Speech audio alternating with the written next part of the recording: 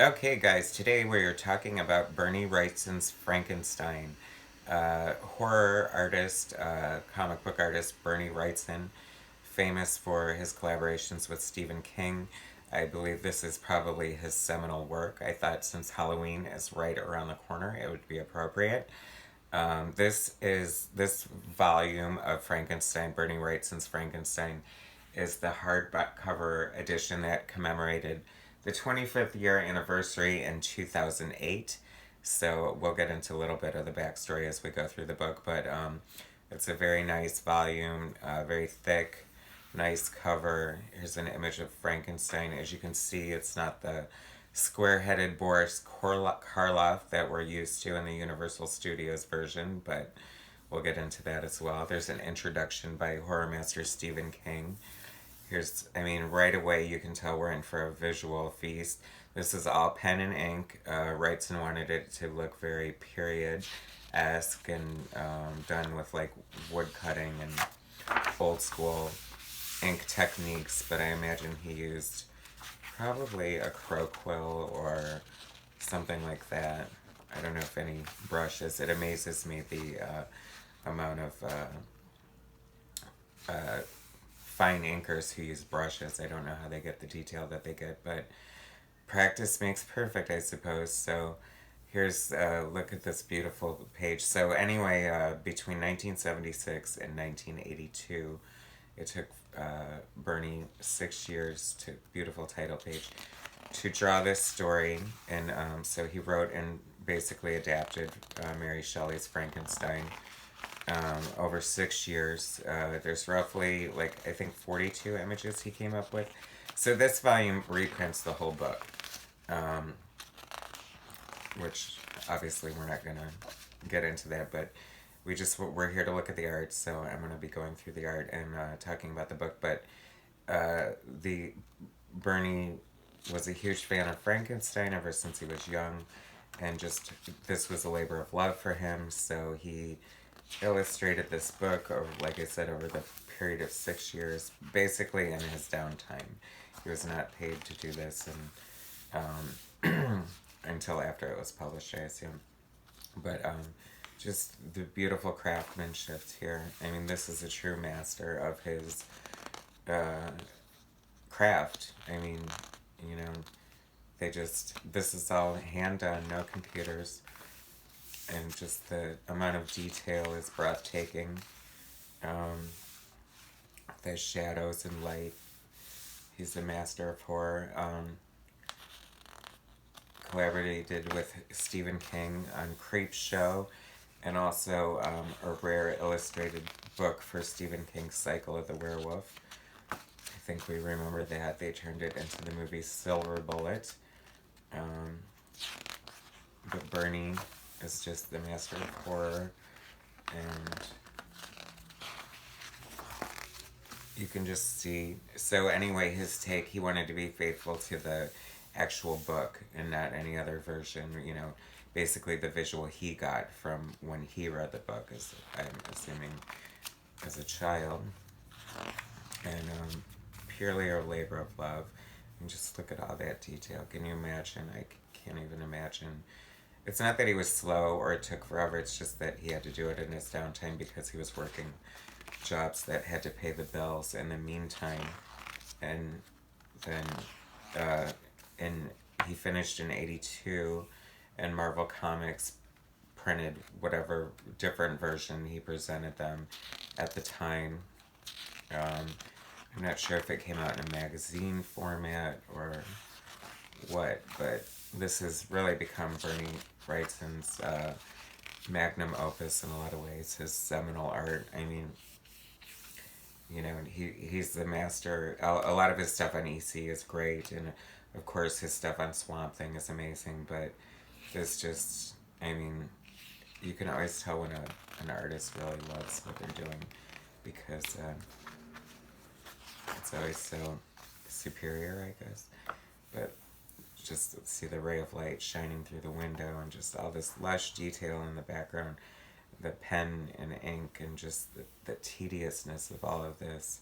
It's just gorgeous. I mean, I don't even know how you plan for something like that. beyond my scope as an artist, let me tell you. But,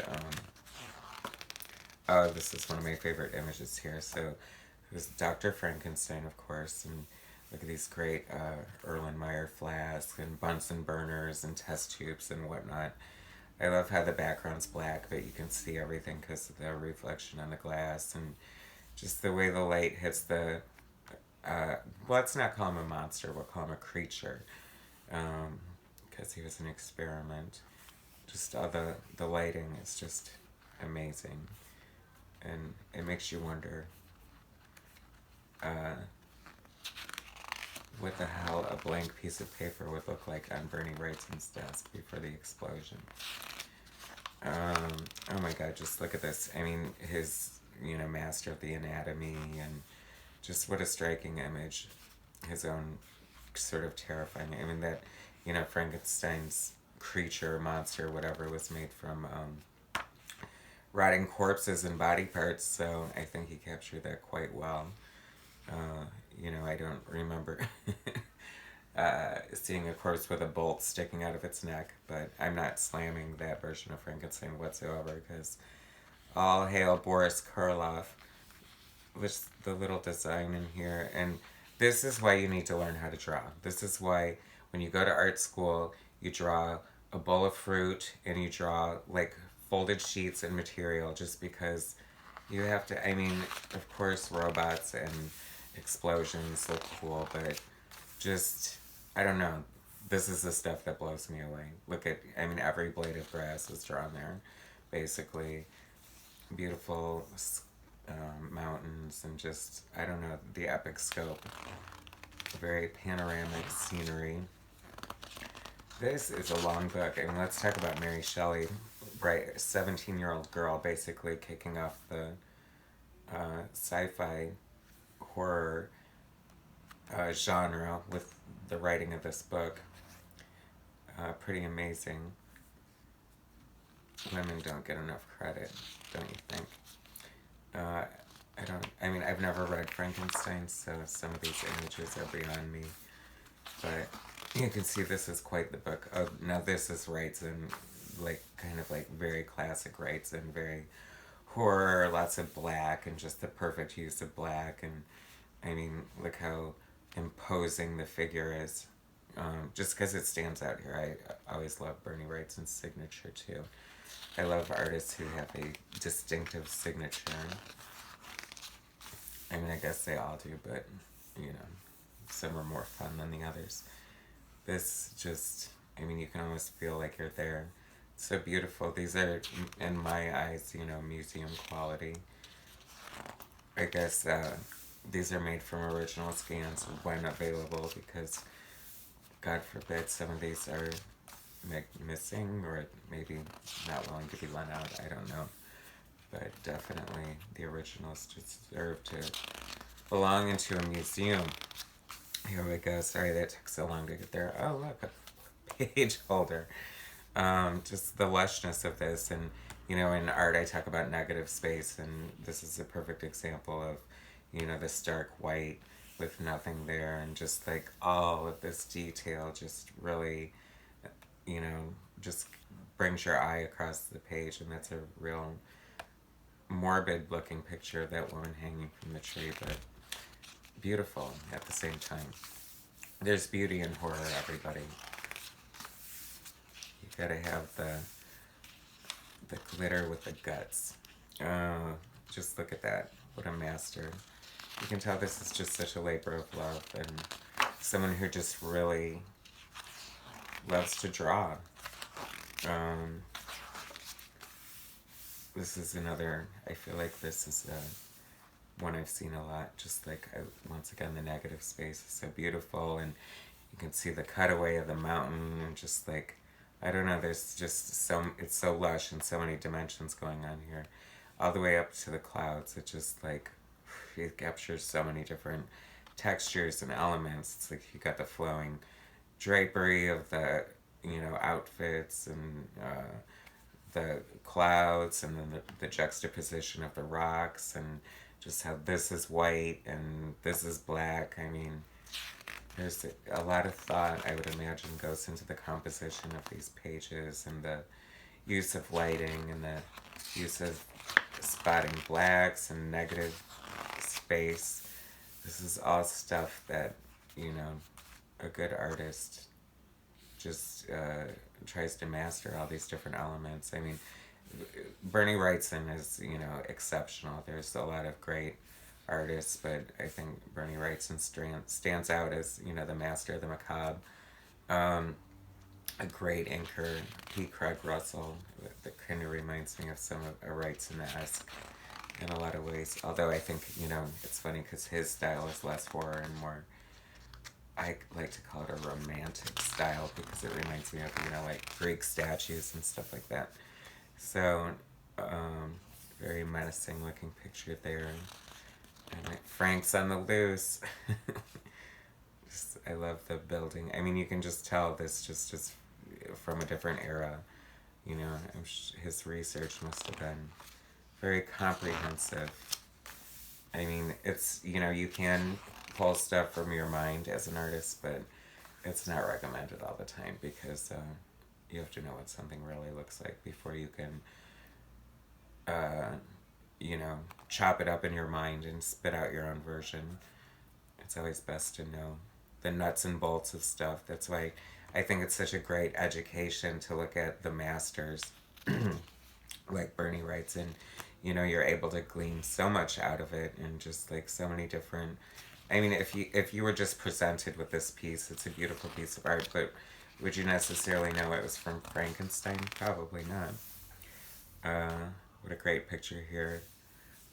Once again the giant, but he looks so small, like hiding in solitude wherever he is inside a furrow. Is that a word? Probably not. Anyway. It's a lot of words, Mary Shelley. Oh, I love this picture here. I mean, look at, once again, the only white in the page is the little window of him looking out. Obviously, he's hiding out, but I just love all the details, like the blackness of that, and, you know, all the pen and ink work here, and the pen and ink work in the bucket, and just like, I mean, do yourself a favor and get some black India ink and a crow quill Hunt 102 pen, and just get some Bristol board and have at it, and just try to practice drawing, you know, I mean, obviously not like this, but it's fun. It's fun to get ink down on paper and spread it around and see what you can do with it. I mean, art is talent, but it's also skill. I mean, when I look at that, I think of, you know, real skill. Such a beautiful book. 25 years, so this was 2008, so it's 12 years later, so 37-year anniversary, my god. Beautiful page there. So for whatever reason, Frankenstein just really touched Bernie Wrightson in such a way that he made this beautiful tribute to Frankenstein, and, you know, we're so lucky to have it. Such beautiful artwork. I would just love to see this at full size. I'm sure artists usually draw bigger for comic books and publications, but and then they shrink it because it brings all the details together so nicely. I mean, look how great that is. Barry Windsor-Smith, another one of my favorite artists, does a lot of this kind of long, inky lines. I mean, once again, true talent there. You gotta know what you're doing.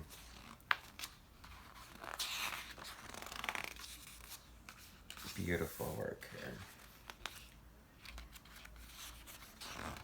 So, of course, what else? Bernie Wrightson illustrated a Batman series called Batman the Cult, which was kind of weird. But, you know, Batman lends himself to horror and so many different genres. I think that's why Batman's so popular, because, I mean, seriously, you can do anything with him. Just look at that mountainside. Just look at all that beautiful detail. I mean, it's just so breathtaking. Just down to the toe, right? Once again, the beautiful, notice the negative space, you know, all the detail over here, the white here, it draws your eye. And art is like a trick. It moves your eye across the page. It's like magic if the artist is doing it properly. I just love all this stuff, all the shadows, and I haven't looked at this in a long time, so it's kind of cool to see it. When I'm a sucker for like reflections in water and on metal and stuff, and I just I love that. That looks so cool.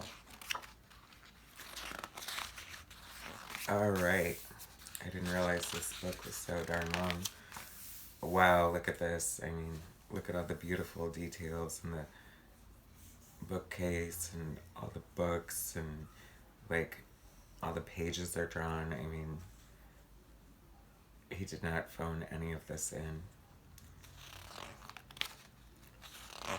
They will never make another Bernie Wrightson, I'll tell you. It was sad when he passed away a couple of years ago. Definitely a loss to the industry and the art world as a whole, if not humanity. He seemed like a real nice guy. Anyway, what a beautiful page this is. Oh my god. Like, what insane detail. I mean, this is like... Are there any artists like this out here right now? I don't think so. That is just breathtaking. I mean, I don't mean to slam artists, but it's just when, you know, it's like trying to compare people to, like, I mean, this is like Michelangelo level.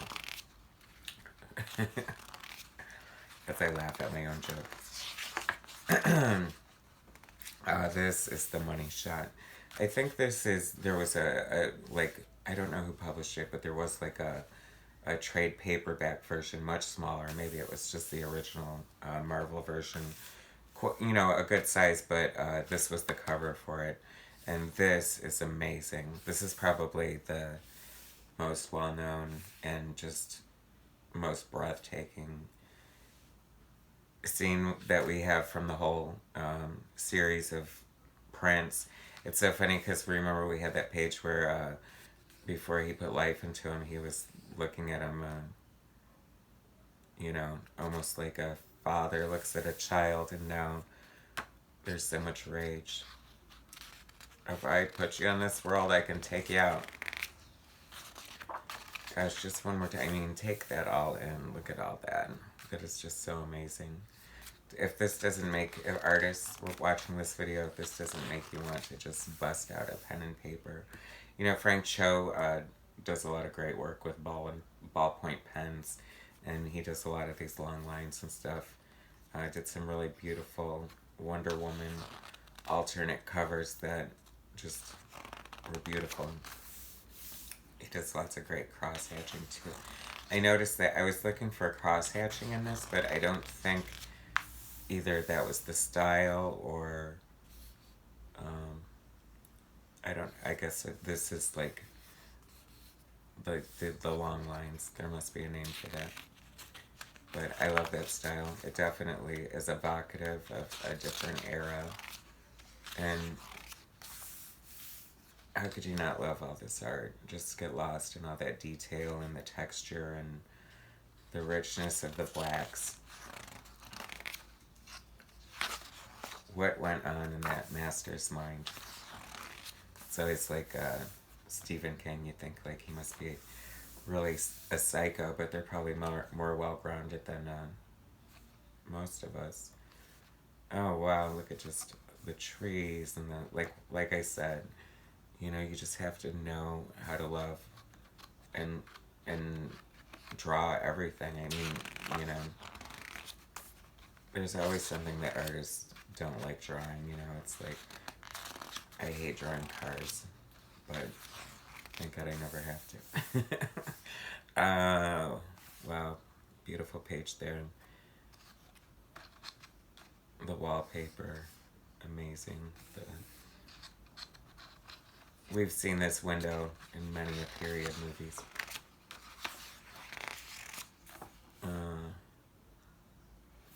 Don't know what all this is about sometimes, but oh, that's Dr. Frankenstein looking a little...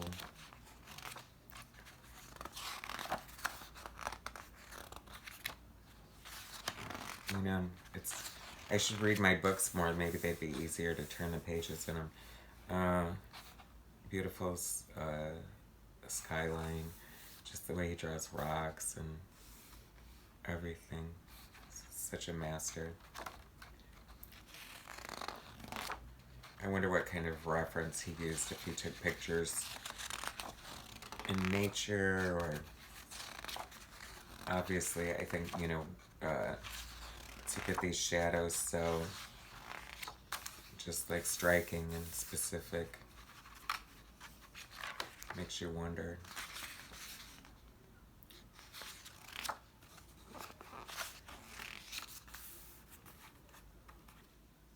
I don't know what illustration we're up to. Supposedly there's about 42, so we're getting close to the end, but this is definitely...